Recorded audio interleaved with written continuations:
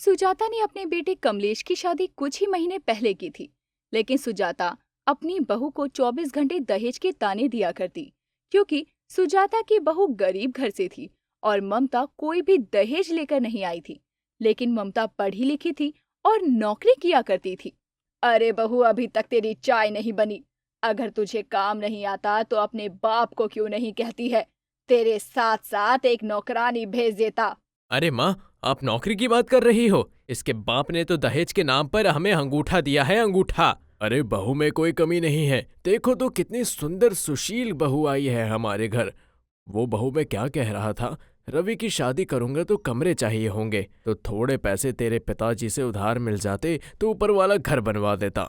जी पिताजी, मैं बात करूंगी उनसे पैसों के लिए, लेकिन अभी मुझे नहीं लगता कि वो पैसे दे पाएंगे, क्योंकि मेरी शादी का कर्ज भी उनके सर पर है।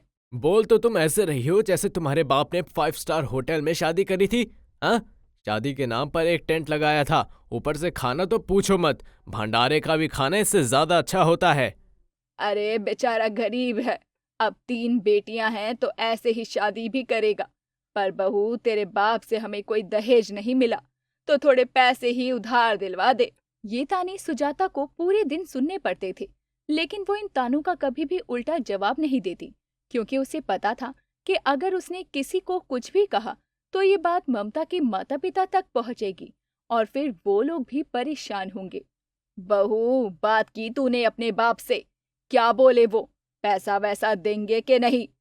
हाँ हाँ माँ, मैंने बात कर ली। उन्होंने कहा है कि इतना पैसा तो वो नहीं कर पाएंगे, लेकिन 5,000 दे सकते हैं। अरे रे रे, भला हो तेरे पिताजी का, जो वो 5,000 का योगदान करके एहसान जता रहे हैं। वैसे अगर इतना भी बोला है तो ठीक है, मंगा ले, वरना वो भी ना निकले तेरे मायके वालों से तो। जी माँ जी, आप जैसा कहें, मैं उनसे आज ही पैसे मंगवा लेती हूँ। सुजाता, दिनेश और कमलेश तीनों ही लोभी थे। हालांकि सुजाता ने अपने बेटे कमलेश की शादी ममता से इसीलिए करवाई थी क्योंकि वो बहुत पढ़ी लिखी थी और कमलेश 8वीं फेल। अब एक रोज सुजाता अपनी बहू से कहती है, बहू, मैंने रवि के लिए लड़की देखी है, जल्दी ही रिश्ता पक्का हो जाएगा। तो मैं सोच रही हूँ इस महीने कि तू अपनी तनख्वाह मेरे हाथ पर रख दे। माँ जी, मैं आपको कुछ पैसे दे सकती हूँ, क्योंकि मैं अपने कुछ पैसों को जमा कर रही हूँ ताकि आगे के लिए दिक्कत ना हो। अरे बहू, तो मैंने कब मना किया है? तू जो भी कमा कर लाती है, पहले तू उसे मेरे हाथ पे रखा कर, बाद में तुझे जैसी भी जो भी जरूरत हो लेती रहा कर। लेकिन माँ जी, मुझे अपने ही पैसे मांगने पड़े, इससे अच्छा मैं अपनी सैलरी से पैसे काट कर आपको दूँ ना। राम रे राम, कैसे जुबान चलती है तेरी! अब तू पैसों का घमंड मुझे दिखाएगी? नहीं माँ जी, मैं तो बस बता रही थी। ऐसा कर लेते हैं जैसा आपको ठीक लगे। अब तुम मुझे बताएगी कि कैसे घर चलता है। कमलेश, देख जरा अपनी बहू को, कैसे जुबान चल रही है तेरी बहू की। क्या बोल रही थी तुम माँ से? अपने आप को तुम समझते क्या हो? माँ ने तुमसे मेरी शादी इसलिए करवाई थी कि जो तुम कमाओ वो माँ के हाथ में दो। अब तुम उनसे ही बगावत कर रही हो। एक तो तुम्हारे भिखारी बाप ने आज तक कुछ दिया नहीं है।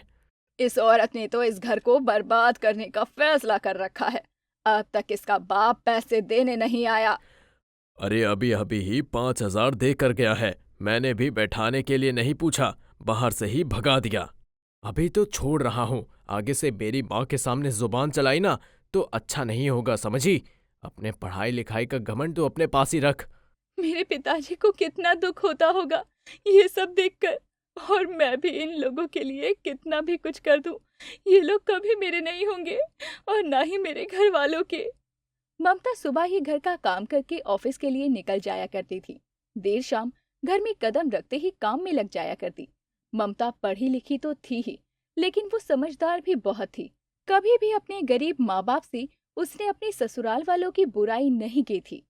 बहू, किचन में बहुत सारे बर्तन हैं, सब साफ करके खाना बनाने की तैयारी कर ले। और हाँ, कल ऑफिस की छुट्टी कर ले, रवि को लड़की वाले देखने आएंगे। जी माँ जी, अभी करती हूँ सब काम। और अगर कल छुट्टी लेनी है तो आपने मुझे पहले क्यों नहीं बताया? चुप करके अंदर चलो। एक और शब्द बोला तो उस दिन से भी ज्यादा मारूंगा, और इतना मारूंगा कि चलने के भी काबिल नहीं रहोगी। ममता भी कुछ नहीं बोलती और अपने कामों में लग जाती है। अब अगले ही रोज ममता के देवर रवि को लड़की वाले देखने आते हैं और रिश्ता फाइनल करके चले जाते हैं। और उनके जाने के बाद सुजाता ममता से कहती है, अरे बहू देख, रवि के ससुराल वालों से उसे कितना दहेज मिल रहा है और इस दहेज से तो पूरा घर भरने वाला है। हम आप सही कह रही हैं। कम से कम रवि को तो दहेज मिले, इसके बाप ने तो कुछ दिया नहीं है हमें। मैं तो कहता हूँ जल्द से जल्द रवि की शादी की डेट फिक्स कर देते हैं, वरना कोई लड़की वालों को भड़का ना दे। बेशक लड़की पढ़ी लिखी नहीं है, लेकिन लड़की वाले दहेज तो दे रहे हैं ना। अब इसी बातचीत के दौरान सुजाता के छोटे बेटे रवि की शादी रिया नाम की लड़की से हो जाती है, जो दिखने में बिल्कुल भी सुंदर नहीं थी और सांवली थी। छोटी बहू, तेरे घर वालों ने दहेज में कोई कमी नहीं की है, लेकिन तेरी बड़ी वाली जेठानी के मायके वालों ने तो एक फूटी कोड़ी भी नहीं दी सिवाय इसके।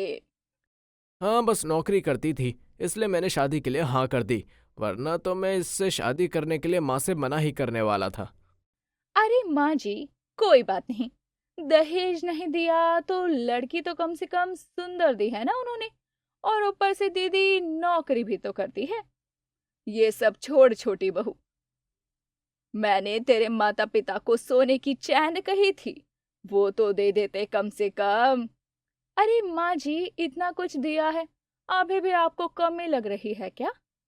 अरे सारे रिश्तेदार मुझ पर हंस रहे थे कि बहू के घर से तुम्हें कोई गहना नहीं आया, और तेरे बाप ने तो कबूल किया था सोने की चैन देगा, तो अब अपने वादे को कैसे मुकरेगा? उसको फोन कर और चैन मंगवा।